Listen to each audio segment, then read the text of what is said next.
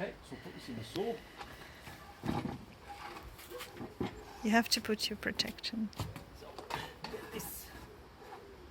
Come around here. So we want to see, make sure that we see the pencil line. Come around here. When we cut, so we want to see the blade just on the pencil line, which is about there. That's good. Make sure it's flat. Clamp it here so it doesn't move.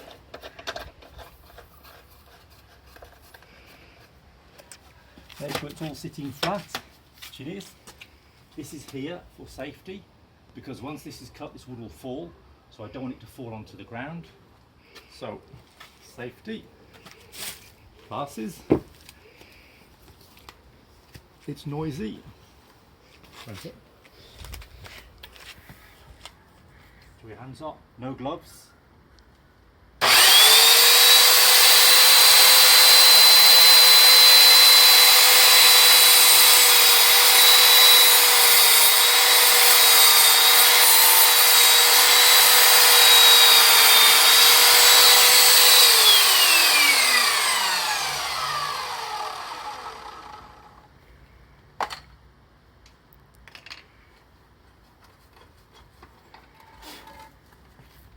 Okay, let's